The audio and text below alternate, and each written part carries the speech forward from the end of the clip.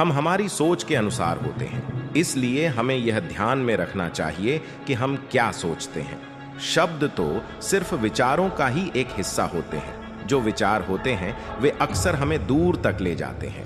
जैसा तुम सोचते हो वैसे ही बन जाते हो। अगर तुम खुद को निर्बल मानोगे तो निर्बल हो जाओगे, लेकिन अगर सबल मानोगे तो सबल बन जाओगे। कुछ मत पूछो, बदले में कुछ मत मांगो। जो भी देना है वह तुम्हें जरूर मिलेगा, पर उसके बारे में अभी मत सोचो। वो सभी चीजें जो तुम्हें कमजोर बनाती हैं, चाहे वो शारीरिक हो, बौद्धिक हो या मानसिक, उन्हें त्याग दो। जैसे कि तुम किसी जहरीली चीज को छोड़ते हो। तुम फुटबॉल के जरिए स्वर्ग की ओर नहीं, बल्कि गीता के पठन से ज्यादा निकट हो सकते हो।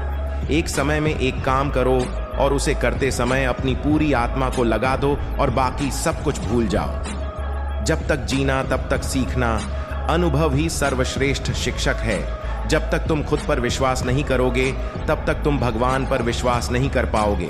जो अग्नि तुम्हें गर्मी देती है वह तुम्हें नष्ट भी कर सकती है। इसको तुम अग्नि का दोष नहीं कह सकते। चिंतन करो, चिंता नहीं, नई विचारों को जन्म दो। ब्रह्मांड की सारी शक्तियां पहले से हमारी हैं। हम ही हैं जो अपनी आंखों पर हाथ रख लेते हैं और फिर रोते हैं कि कितना अंधकार है।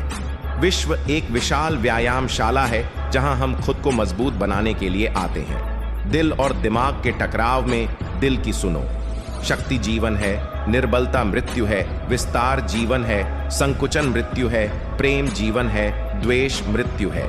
किसी दिन जब आपके सामने कोई समस्या ना आए तो यह सुनिश्चित हो सकता है कि आप गलत मार्ग पर चल रहे हैं। उठो, जागो और तब तक मत रुको जब तक लक्ष्य की प्राप्ति ना हो जाए।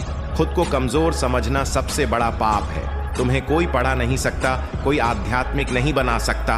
तुमको सब कुछ खुद अंदर से सीखना है। आत्मा से अच्छा कोई शिक्षक नहीं है।